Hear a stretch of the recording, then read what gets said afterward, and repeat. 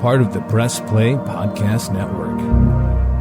Look up in the sky, it's a bird, it's a plane, This is Jason J. Lewis, the voice of Superman on Justice League Action. This is Mark Wade, writer of Superman Birthright. You're listening to the Krypton Report.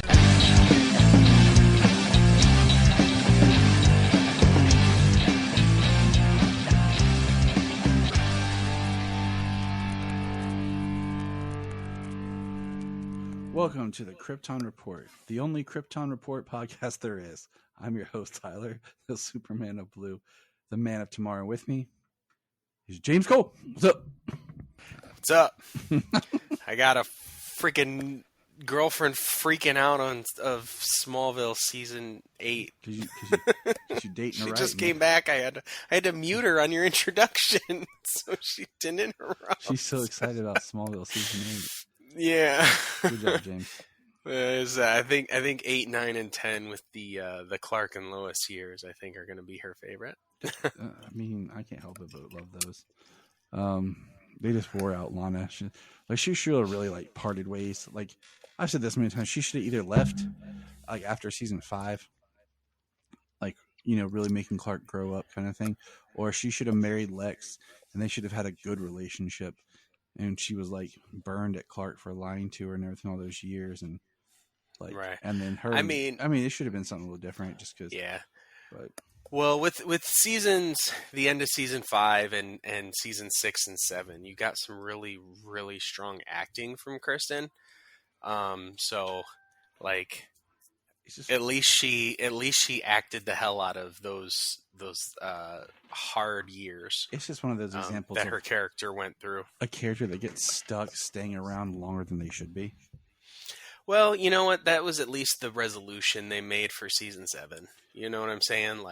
Everything kind of got stagnant, and at the end of season 7, they're like, this isn't the life that exists anymore, and we're trying to hold on to it, and they gave an excuse to move on. They were like, this isn't the way. All right. So, James, sadly, you weren't here. How was your Batman day? My Batman day was pretty good. Cool. I like it. It's good stuff. So it was Batman day, and Brian's birthday was the following day. So I threw my Batman themed birthday party, kind of Batman day thing. And we watched the Dark Knight trilogy, sort of. Oh. We watched Batman Begins. We watched the Dark Knight. And then we macheted the Dark Knight Rises.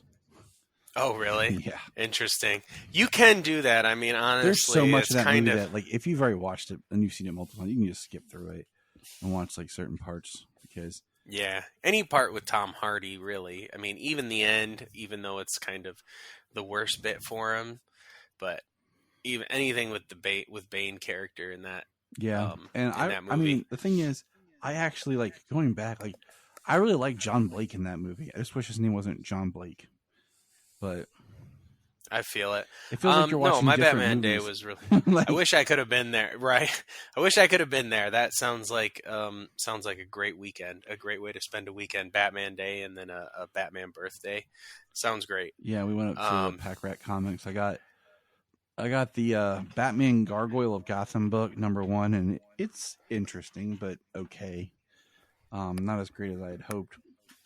But I got the reprints of Superman #1, Justice League #1, and Batman #1. Oh, interesting. Yeah, because I just having them in paper form. I have them somewhere digitally. I just having the actual comics is neat. Yeah. Well, since they last week there was only really one book for us to pick up, and at least the books that we normally pick up these days, and nothing this week to pick up.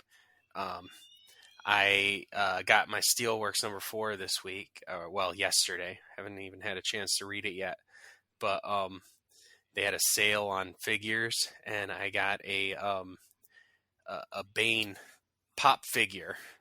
Nice. And he's got a Sugar Skull design on his mask. It's a whole line where Batman, Blue Beetle, Jessica Cruz, Green Lantern, Bane, Harley Quinn, and the Joker.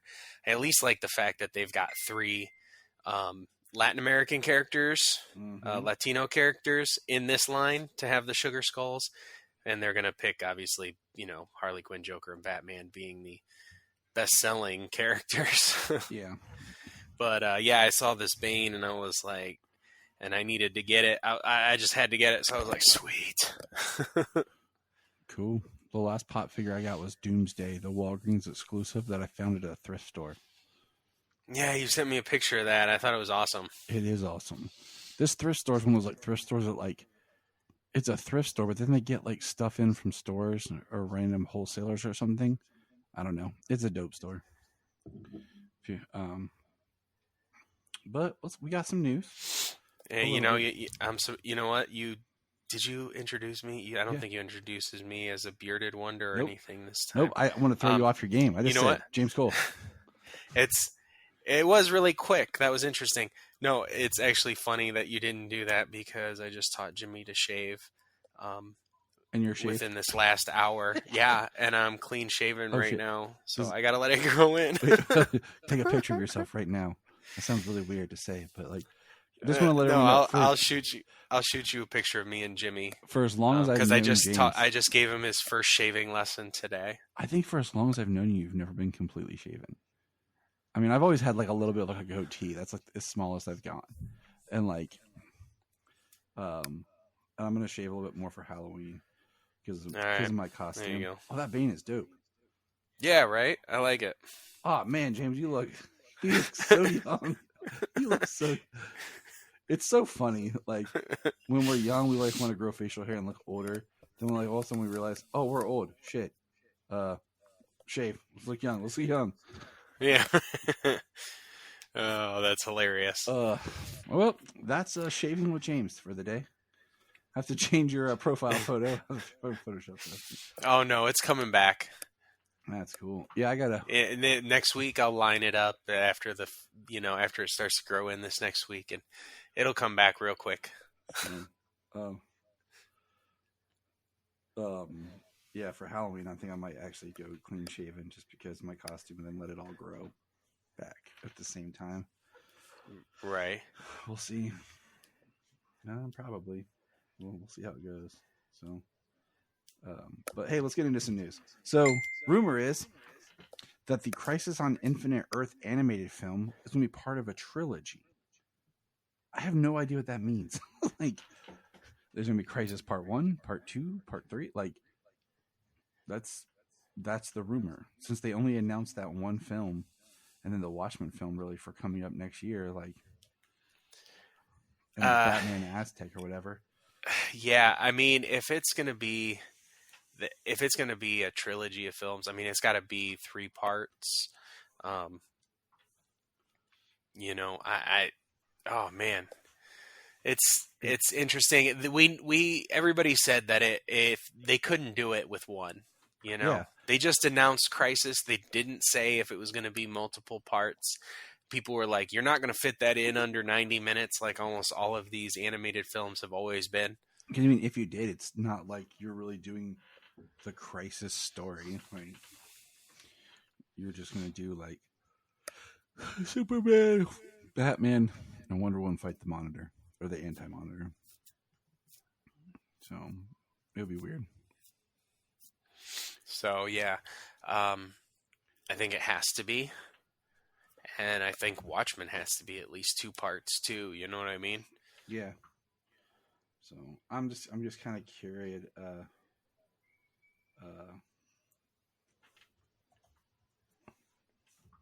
What do you call it? I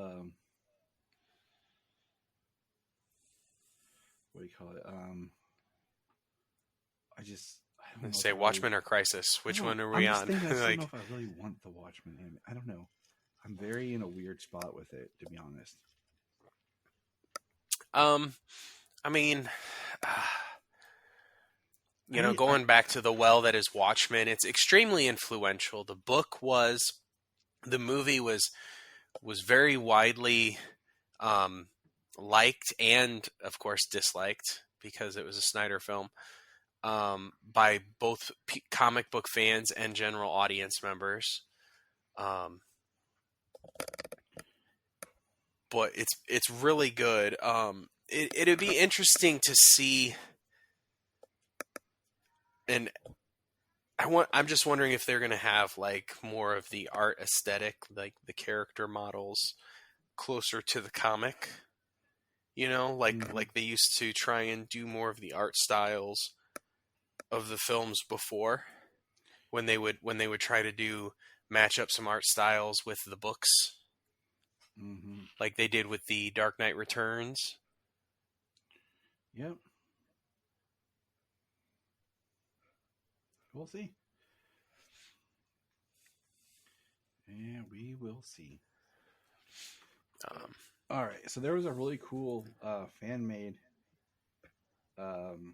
Omni-Man versus Superman. Did you see that? I did, yes. I only watched it once, though. Well, then like they try to take it down. Like they were trying to take it down for copyright stuff. Oh man. So yeah, it was interesting. It just kind of came and went, but it was cool. Now, talking about trailers, did you see? We got a trailer, dude. We got a trailer. Kite Man, hell yeah! We did get that trailer, yes. Oh my gosh! Have you been watching Harley Quinn this season? Yeah. I literally just finished it before we recorded. Yeah. I think I'm 1 or 2 episodes behind. Dude, I'm totally down. They have to make a season 5. Are they done with it for this? Like, yeah, 10 episodes. Okay, I gotta double check where I'm at. But yep, 10 episodes a season. I'm pretty sure.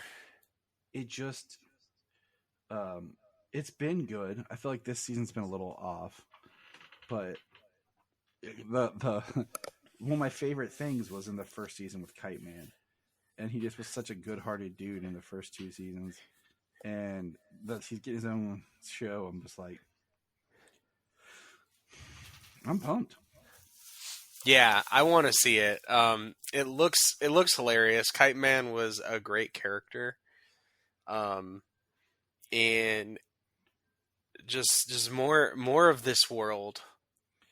No matter how ridiculous and every joke out there plays a part for any character, Still my favorite, like King Shark. Like it's all fair game. It's such a referential show. It's just the best King Shark there ever was. Yeah. I want behind the scenes. I don't own any of it physically, even though I want to. I want like just behind the scenes recording of Kaylee Cuoco and people just doing their voices and animating behind the glass, behind the mic, doing their thing. Yeah. Like that would be just as fun to watch them doing it as it is to watch the show. Especially if they were not like recording by themselves. Yeah. So, yeah, I'm 2 episodes behind. Okay. Yeah, I definitely think you got to.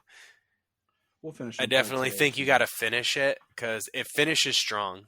I mean, I'm gonna finish it. Just Jeannie and I were watching it, and then we missed one, and then just things happen, and you miss one, you miss 2, and then you were like, "Oh yeah, wait, we gotta go back to this." Right. Well, season 1 you couldn't watch with kids, but you know what I mean. Like season 1, it's not a kid show. None of these. Period. Like, yeah. I'm just saying, like, it's actually gotten more and more risque and adult as seasons 3 and 4 have progressed. Yeah. So, and then we got the Valentine's special starring James. I had to keep like laughing with the Bane episode with the pasta though. I was just kept thinking about you, Mama. I thought we were friends. That Bane episode was hysterical. I feel so bad for Bane. Yeah, but Kite Man, I have no idea what the show's about because it's a minute and a half trailer, and the first 40 seconds is him making jokes about things that teenage boys do. And then we see him. We see some of the characters that were in the season 2 of Harley Quinn, and then we see him kite up and fly. And it's like Kite Man. Hell yeah! Yeah, I mean, you see same character models. You see Bane in there. I'm definitely excited for it. Did it have a date on it or no? No, just coming soon. Too soon. Oh, okay. Coming too soon. Coming too soon. Which is just nice because it's like the only DC thing that's coming out. Like, you know what I'm saying? Like, that we're, yeah. Because we're like, what's going to come out in 2024? Or look, that'll probably drop. The whole thing will just drop in like November, December.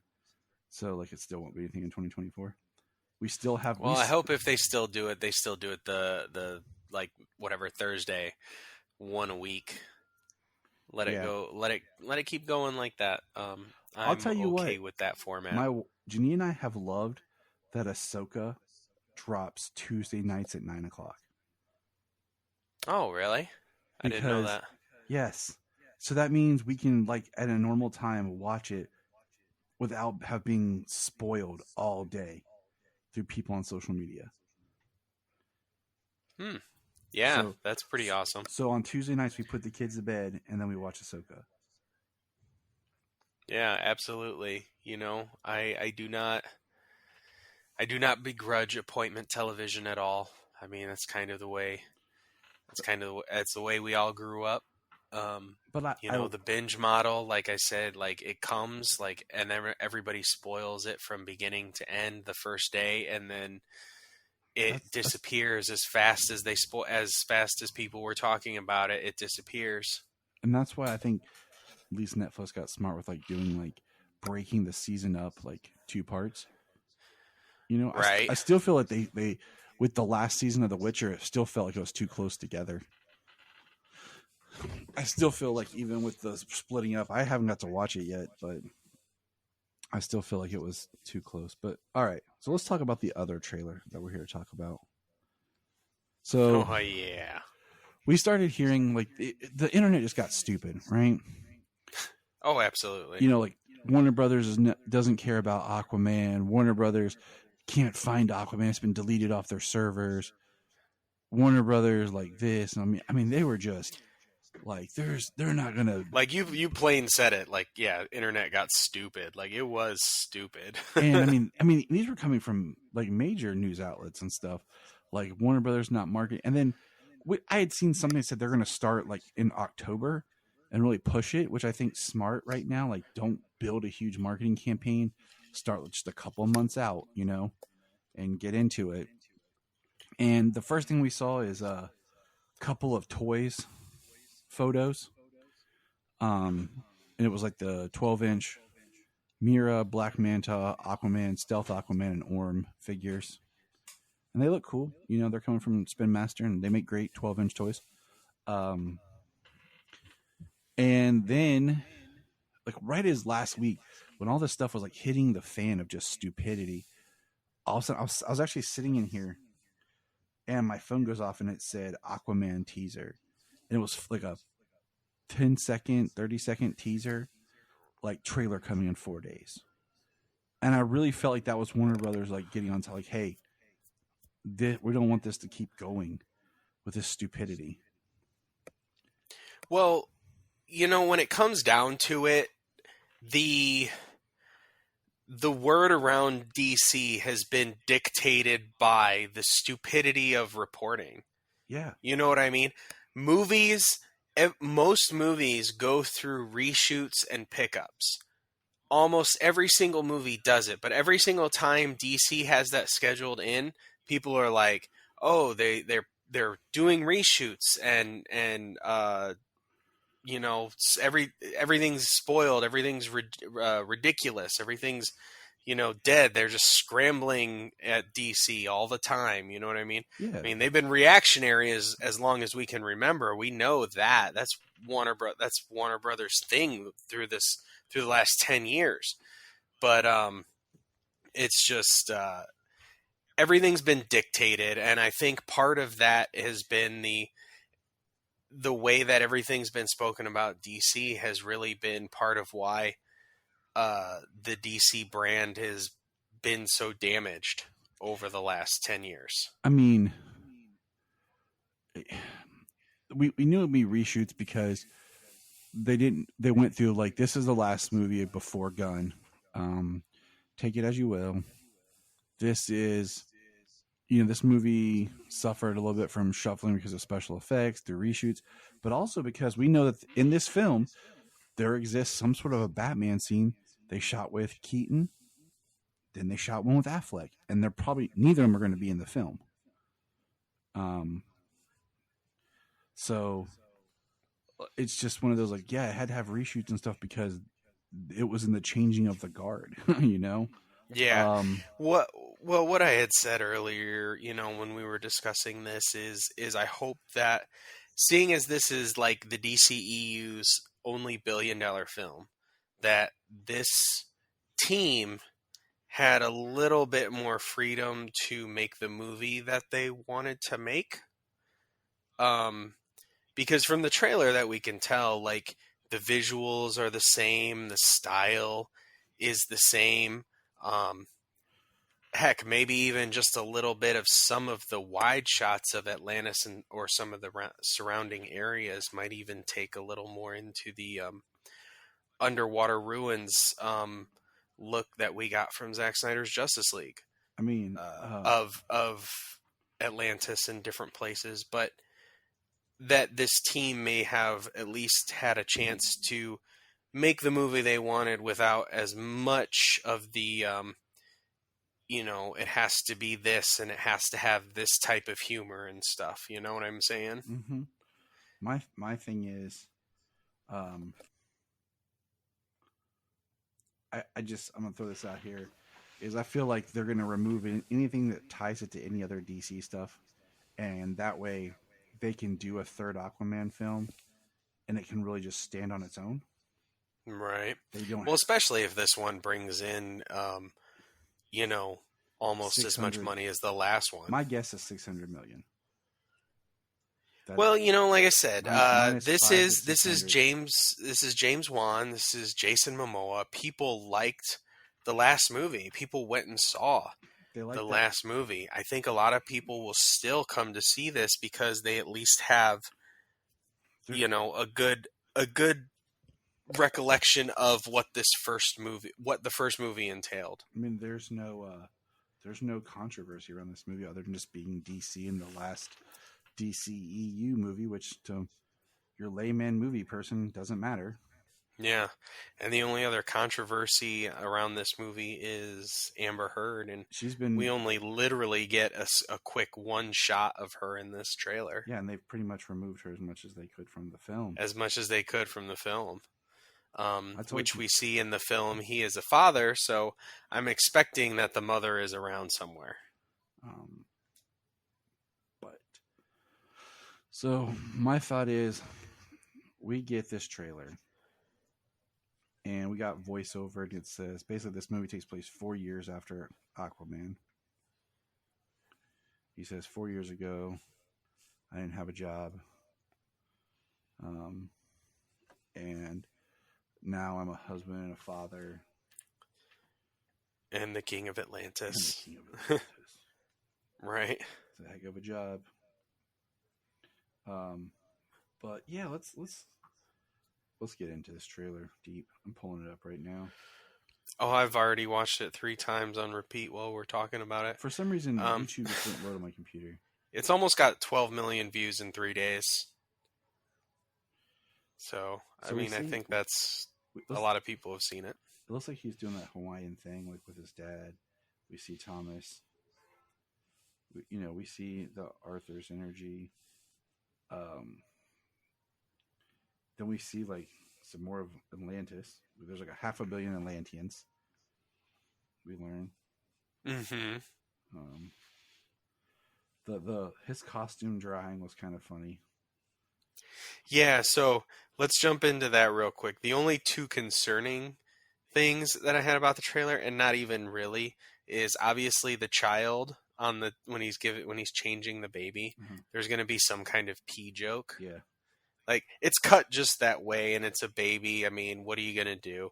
It's not like it's a bad thing, and it's a lowest common denominator joke. And then, I mean, in my opinion, you know, if you're swimming around in the ocean, those clothes are going to need to be washed. They probably just smell. Exactly. They probably reek. But the definitely hanging on the line, like just linen laundry, the way they looked, that almost looks like a pickup reshoot for a comedy bit. And that bit right there, I was like, oh, that one seems a little different, seems a little off. Yeah. I like kind of the callback, like where he makes the bridge, where he like knocks over the statue, makes a bridge. I like that one. Because it reminds me of a scene in the first Aquaman where he doesn't stop the bell from falling on the kid or like move the kid. He tackles the bell. Like he puts his shoulder into it and knocks it out of the way. Like it reminds me of that. Right. Or even the simplest idea, like when Mira pulled water from him to put a drop on the thing, and he said, why couldn't we just peed on it? Mm-hmm. Like, it seems like the same style of thinking. Yeah. You know? Like, it fits. So we get Manta. So we see a lot in the trailer of his mom. We see Manta is more powerful. He has the black trident. That's what they call it. It's a mystical element. King Atlan's time, there were 7 kingdoms. The trident was a curse upon them all. And the trident's dark magic is spreading. Yeah. I mean, we know that Atlantis and everything, it's very magical. There's a lot of sorcery in the realm of Atlantis and the history.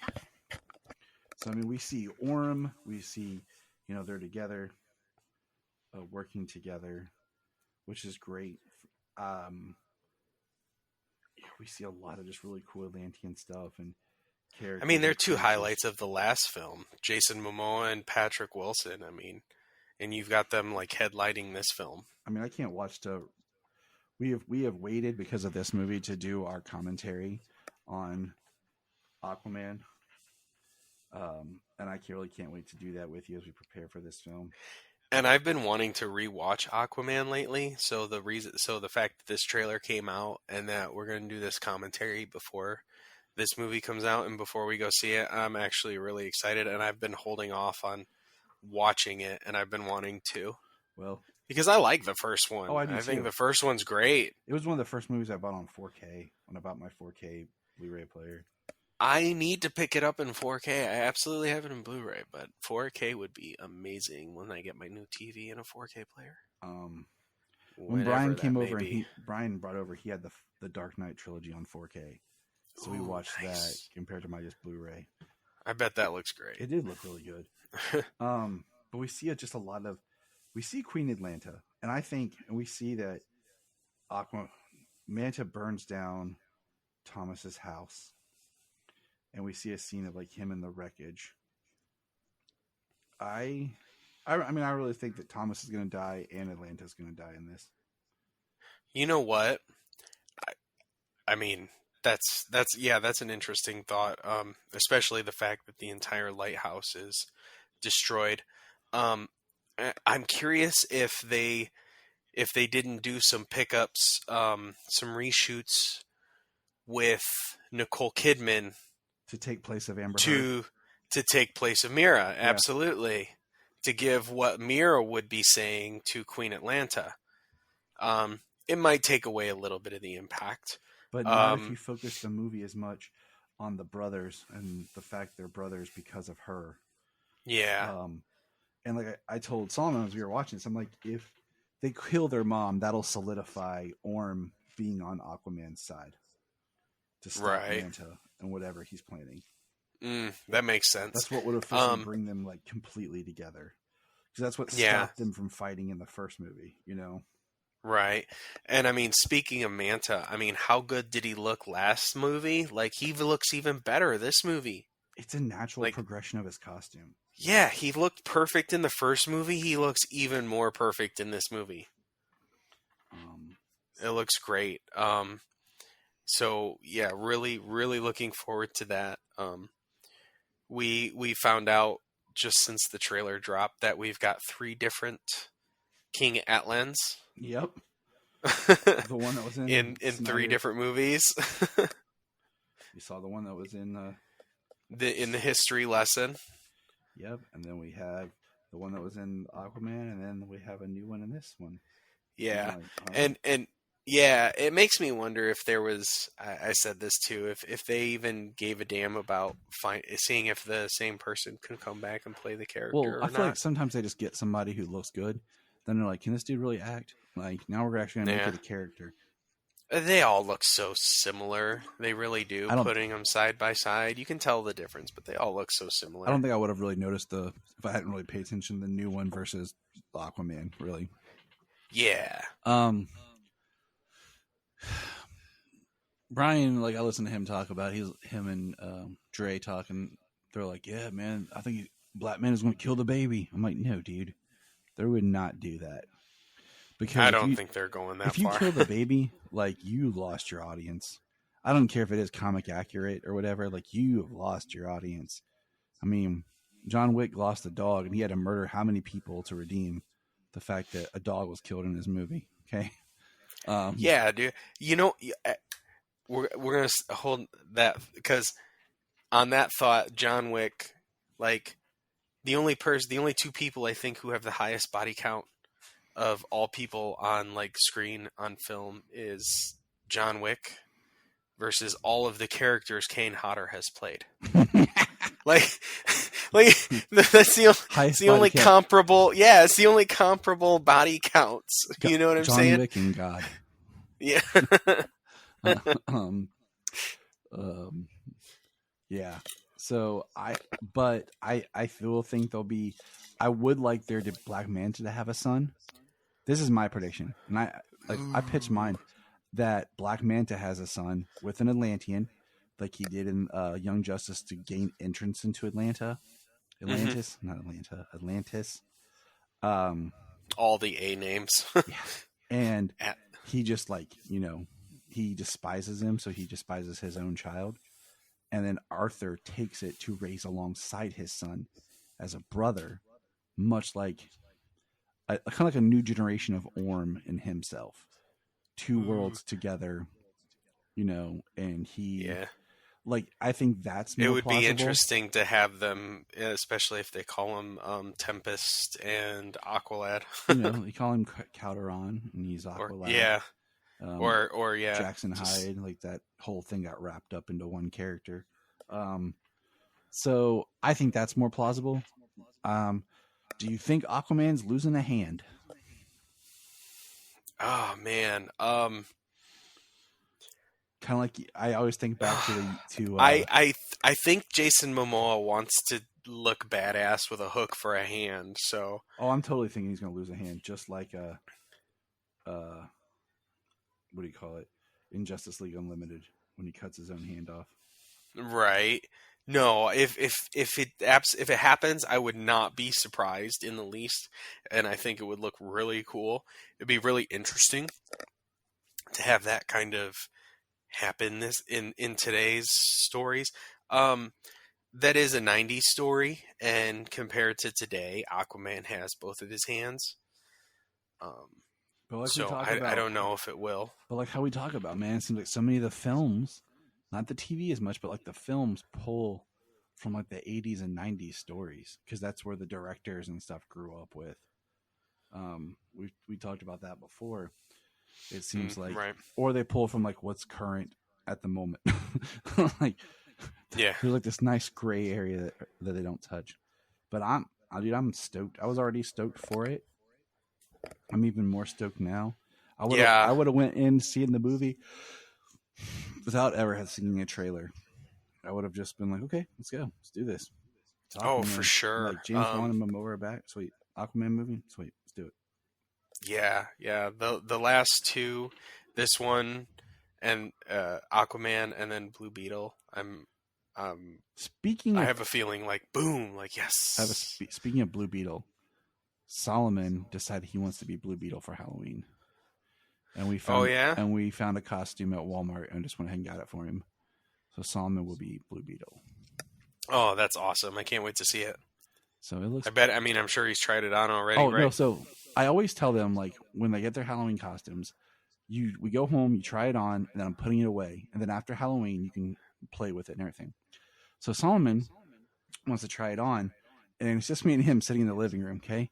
And he's got the costume, and he walks over to the case, the zip case that we have for the Switch, and he's like, "What's in this?" And he's like, "I'm like, what are you doing, dude?" He goes, "What's in this?" And he flips it up.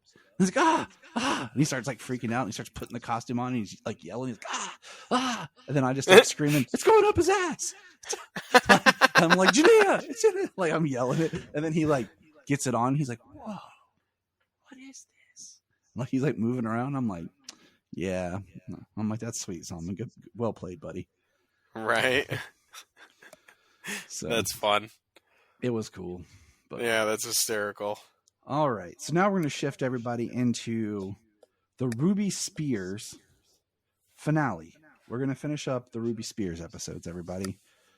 And the irony of this is, as of this recording, as we are recording this, today marks 35 years since this series has debuted.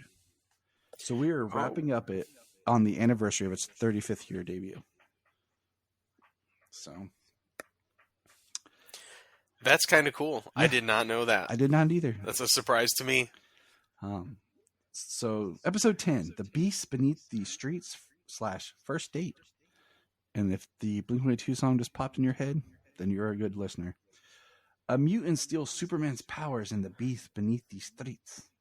Clark finds asking Lana Lang on a date is easier than making the date run smoothly in the first place. Okay. Did anyone else getting a Morbius vibe? The fact that this was about a guy underground who turned into a bat named Morpheus? You know? Right. Like, what were your thoughts on it? Oh, no. Yeah, that one, I mean, that's about all I could really think about it from it. I mean, it was interesting. It's about like a legend of this doctor and like the hidden metropolis city, like that Metropolis built on top of. And I'm just like, how old is this guy? Like, this legend sounds ancient, you know? Like, excuse me, like a couple 100 years old, but like they're like Dr. Morpheus. And he's basically Man-Bat, but then he sucks plasma kind of thing, and I'm just like, somewhere Spider-Man's like, hey. But the first date, well, I like. All right, let's find out when Morbius was created. I was about to say, I like the first date part better.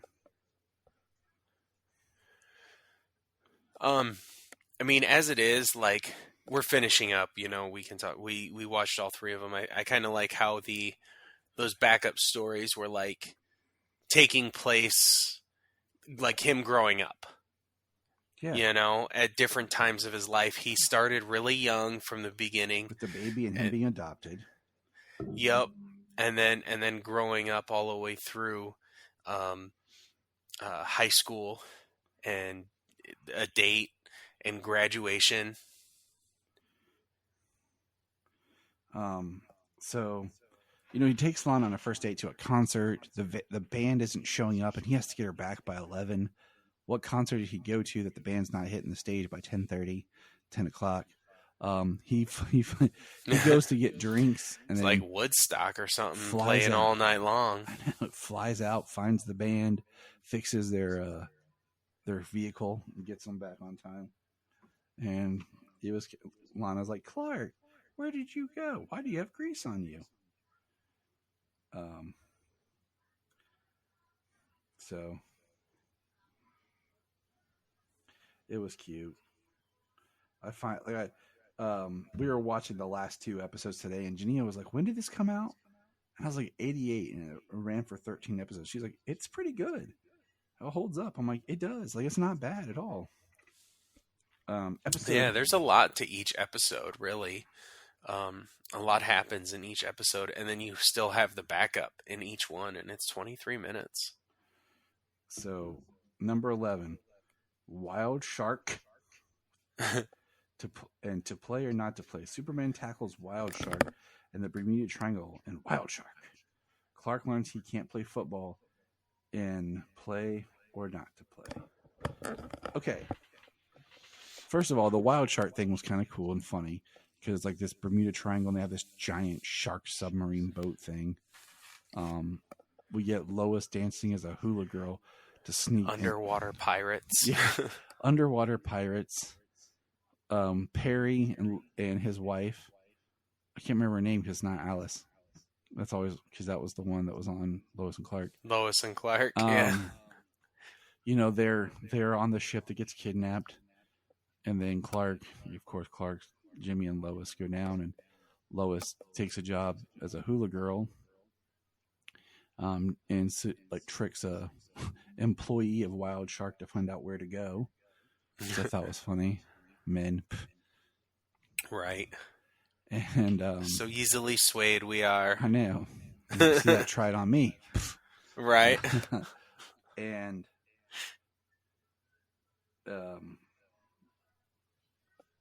it just what do you call it? It was just funny, like the pirates. Like, I don't know. What do you think? Yeah, I mean, it was funny. It almost seemed. I got like a little bit because it's underwater. It's like submarines. It's all that stuff. It was like 20,000 Leagues, but not quite. Mm-hmm. Yeah, it was interesting. I chuckled at it quite a bit. It was funny to have an entire cruise ship disappear in the fog, and one guy is left behind. Yeah, I love how the sharks are circling him and attacking him in a boat. Like that, it's just hilarious how that's how they do it in shows and movies, especially back in that day.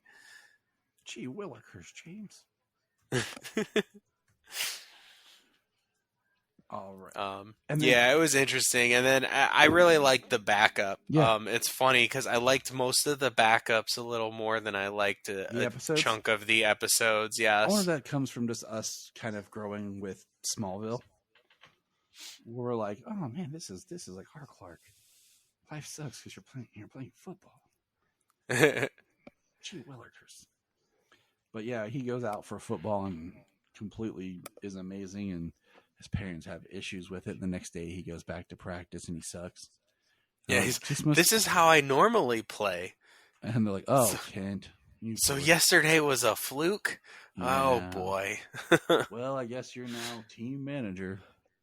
Clark, you're the best team manager we've ever had. Right. I was like, okay. Because I was telling Jeannie, like, that's always been a conundrum of the Clark Kent story. I've never liked that he played football. Like, it was like I always like when Clark has to sell himself short and fly under the radar. That he never really gets to shine much as Clark until he's a reporter. Right. So, like in Smallville, like when he played football, but then had to, like, you know, that whole thing with Jonathan, and then like they kind of did something very similar in Superman and Lois. Yeah, but his interaction. I read something. Is it yesterday? Maybe, or it's today, that we might not see anything until summer of 2024. Oh wow! And I kind of was like, that makes sense. I mean, I was already kind of thinking that just because of the strike and everything. But yeah, that just something I read. Right. How long do they need in post for these shows these days? I don't know. We'll see. But yeah, yeah.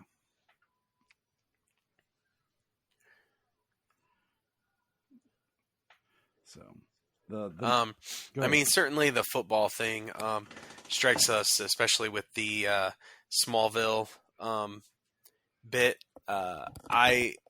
I mean, the fly under the radar thing, you know, I think it has its place in Superman mythology, but I also like where he gets to have a little bit of attention in a small venue like that. And he decides not to go for it. Especially the Jinx episode, you know, where he tells his father how much he, you know, how he has to be out on that field. Mm-hmm. Something he could never understand. Especially that him and John Schneider in that scene, fantastic. So I think that storyline hits everybody a little bit when they watch that. Good old season 4. Yep. So episode 12, Night of the Living Shadows / Graduation. The Master Shadow creates suits that turn the wearer into living shadows in Night of the Living Shadows. A storm threatens to ruin Clark's high school graduation. The Living Shadows was cool and weird. Like, It was. Luther creating these shadow suits or using these shadow suits, however it was done, and having the crew of shadows and just like pulling heists and stuff. But they and trying to like get away with it, and he really does. He destroys the evidence, and Lex Luthor is not like connected to the crime, even though Superman recognizes his voice and knows that it's Lex as like the ringleader. mm-hmm. Like he disappears, destroys the evidence. Very Lex thing to do, especially at this time, shortly post-crisis, where he's a billionaire and, you know, he commits crimes but gets away with it because of hiding evidence, payoffs, that type of stuff. Yep, and then like I don't know, it's just weird because like Lois. Yeah, that was weird that she was in the suit, but it's like she can't take the suit off. Yeah, it's just, and then like Luther like burns the evidence, you know what he's saying, and like he yells for Miss Morganberry or whatever, and Janina's like, don't they always have like some weird last name? I'm like, yeah, there was never really any super consistency with all these henchwomen he had until later. And then later you got Tessmacher and or not, you had Tessmacher and then you got Graves, and they kind of like wrote out Mercy Graves now. Like she kind of been really there. So yeah, I mean Mercy is still in the comics. She runs Supercorp. that's what I'm saying. Like, but but she's changed over the years. And that's what I like. I mean, but like every movie tries to do some sort of like, Miss Tessmacher. You know, like they did it on the Supergirl show. Like they all try to like. There's homages and callbacks, and then there's just blatant like you're just like doing the same thing. Like it's not even. Yeah. Like honestly, the best one might be like obviously the comic books, Mercy Graves, but then you got Tess Mercer in Smallville. Yeah. Kind of had a character of her own. She was an amalgam. That's why she was a mixture of Mercy Graves and Lena Luthor. That's why she never... And then a little bit of that Tessmacher until they were like, no, it's his sister. And they're like, Lutessa. Yeah. And you're just kind of like, all right, bro. Yeah.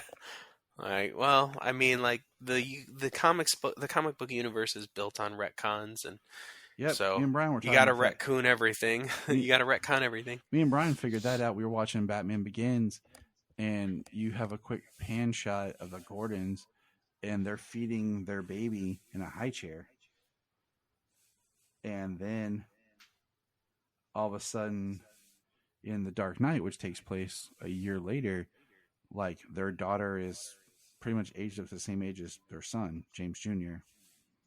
So, very interesting. Right. I'm like, interesting. Didn't catch that one, did you, Mr. Nolan, your perfectionism? But,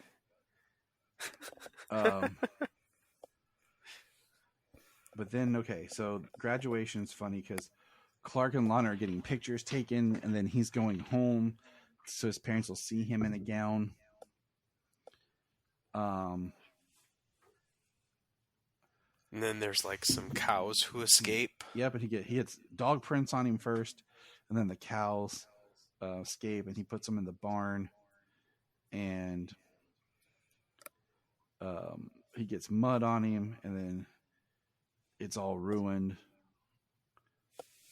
So then he has to go. And they keep saying how much time he doesn't have, but yeah, it seems like he's got a lot of time. And then he goes. I think it's one that's too big for him because dry clean only. And Ma, he brings it home to Ma, who patches it all together for him and makes it fit. And then he's flying to his graduation, and there's clouds. So he blows all the clouds away right as they call his name, and he pops up next to Lana Lang to accept that he's there.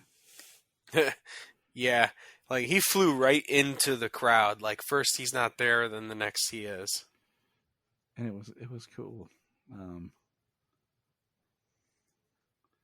So it was interesting. I liked it. And then the final, I'll tell you what, to me, that's the last episode because I did not like the 13th episode at all.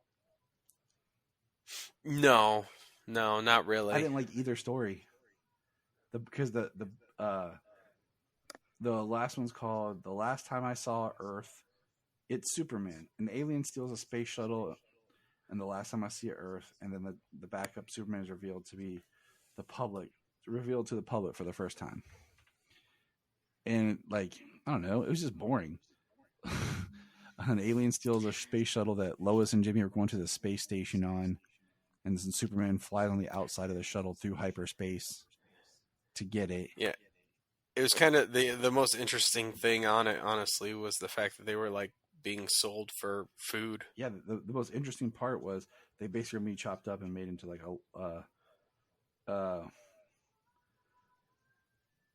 food, and I was like, that's kind of dark. And then the best part of the whole thing is when the little kid says he wants to be like Superman when he grows up, and Superman basically says, "You already are."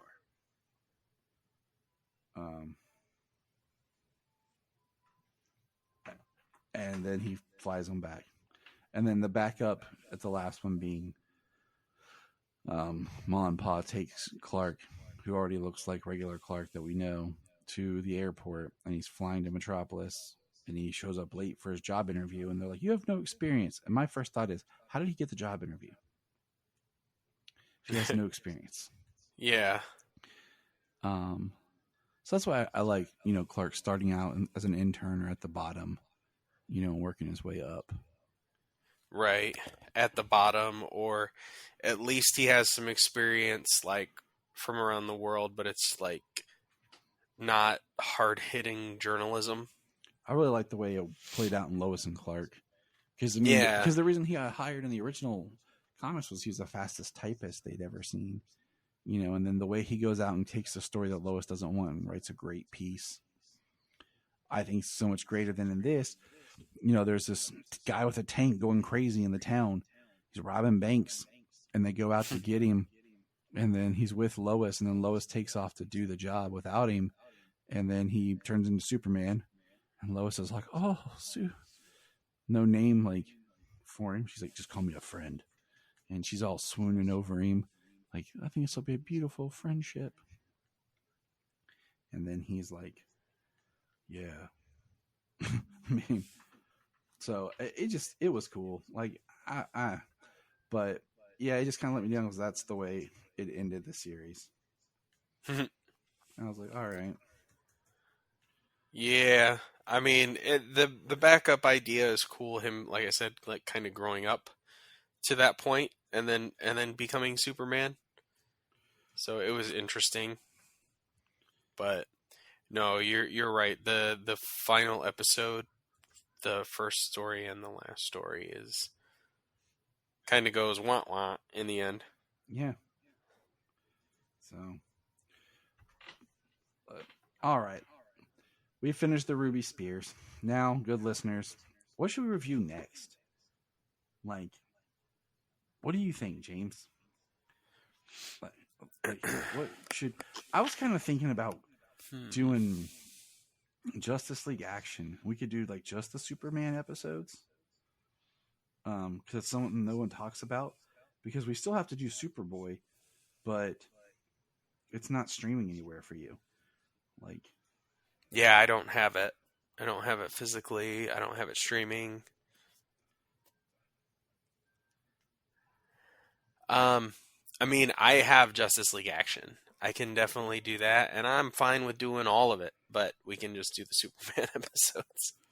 so And if it's the Superman episodes, it could be like the whole thing if it is. You know what I mean? 'Cause Yeah. it's like 2 parts. yeah. Like, I can do both parts, obviously. I'd be happy to do that. All right, so that's what we're up for. But we can do the whole thing. And like I said, I don't really care that that's a fun show. Starting in October, we will begin Justice League Action, and we'll probably like do like 2 or 3 episodes at a time because they're only 10-minute episodes. So at least 2. Are they 10-minute episodes or 2 10-minute parts? Kind of like how Teen Titans Go is, something like that. Because like, well, it's 10-minute episodes, but they air them as 2 10-minute episodes in a half-hour block. Because I bought them all when they first came out digitally, Right. and they're all just the 10-minute episodes. Oh, I don't know how. that's what I mean. I let me actually. I can. Take I don't a know look what at it looks my like. Prime. I don't know. I have it. I have the whole season on Prime. If we can keep talking, I'll find it. It's not. I don't gonna know be an like issue. if it's streaming anywhere else. Like at one point it was on Hulu, and then I don't know if it was still on Hulu. But when I watch it, like the first one is like an hour and something because it says it's on Prime right now, streaming on Prime. It says 1 season's on Prime. Yep. I own the whole thing on there. So do I. So we'll figure it out, but we'll start that in probably October. We're almost done with this month. We're halfway through it. We got a couple things left to finish up, and our next episode will either be a special or it'll be just on comics. Catching up on all of our comic reading, dear listeners. So remember, Hey, I'm good with that. that James is now clean shaven and no longer the bearded wonder. Look up in the sky. We just want to say if you've enjoyed this podcast, please check out other podcasts on the Press Play Podcast Network. If you are like Tyler and James and can't get enough super talk, check out these other podcasts. Digging for Kryptonite, Supergirl Radio, The Last Sons of Krypton, The Superboy Legacy Podcast, All-Star Superfans, Superman the Animated Podcast, The Aspiring Kryptonians, Always Hold On to Smallville, The Geek of Steel, and Truth, Justice, and Hope. Remember to check out Krypton Report on all social media platforms. Go to linktree.com/Krypton Report for all of our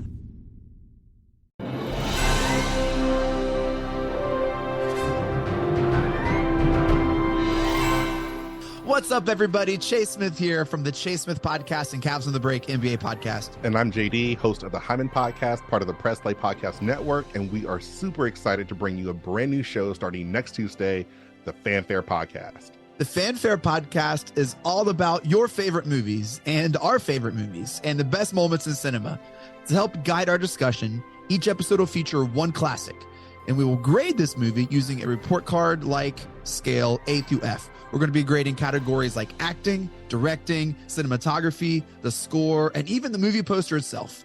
And when we're not featuring a movie report card, we'll be sharing our movie rankings, franchise deep dives, actor and director interviews, and everything in between. Movies have been a major part of our lives, and we cannot wait to share our thoughts with you. Our premiere episode will drop Tuesday, June 27th, and JD and I will be reviewing Raiders of the Lost Ark in preparation of the release of Indiana Jones and the Dial of Destiny on June 30th, the 5th installment of the franchise. Join us on the Fanfare Podcast, available on Apple Podcasts or wherever you listen to your podcast. Hello, Brooks here with the Books with Brooks monthly book club podcast. Here's how Books with Brooks works. We read one book a month, and then we talk about it. Classics like Stephen King's The Shining, debut novels like We Are the Brennans by Tracy Lang, and tons of other compelling, life-changing stories, one book and 1 month at a time. So come read along with us, and then listen in. Here at Krypton Report, we believe in the power of podcasting, the power of speaking your voice and speaking something that comes from you. So here's a couple of podcasts you can check out with people sharing their voice. I am Brian Peters, the creator and host of Gravely Amusing. For the past 30 years, I've studied the history of gods and monsters in pop culture and our world. As a student of theology and history, I've tried to understand evil and its impact on us. As a writer, I've tried to share this knowledge. As a comedian, I've tried to make people laugh as I do it. But as a man-child, I'm still that scared 7-year-old boy. Join me as I share the history of horror and sci-fi, discuss classic and modern pop culture, and share a creepy story or two. This podcast may scare you, it may horrify you, or it may leave you gravely amused. Listen to Gravely Amusing on Apple Podcasts, Spotify, iHeartRadio, and wherever podcasts are found. Follow us on Twitter at gravely_amusing or on TikTok at Gravely Amusing. Hi, I'm Taria Maynard, and this is my co-host, Jania Patrick. We're a couple of sisters in Central Ohio who created a podcast. Our podcast is called The Confessing Heretics. The basic premise of the podcast right now, as we see it, is we're going to talk to you guys about our stories in religion, would you say? This podcast is about sharing our truths, our religious traumas, and our histories. We'd love for you to join us on our journeys as we talk about our pasts and discover more about ourselves along the way. We will be featured on Facebook, Instagram, TikTok, and YouTube. Just look for The Confessing Heretics. We have a $1 Patreon. Yes, I know everyone asks for money, but our $1 Patreon each month gets you commentary tracks for releasing movies, DC movies. It gets you my Requel series where I pitch ideas about movie sequels, prequels, or whatever. It also gets special bonus episodes of whatever else some of the friends of the network chime in and drop. So check that out for $1 a month. That's all we ask. Keep it cheap, keep it simple, and help us keep going. Check out the link in the show notes or Patreon, Krypton Report. Follow the link in the link tree or in the show notes below, patreon.com/Krypton Report. This is Dan Jurgens, and if you want to have a good time, keep listening to the Krypton Report.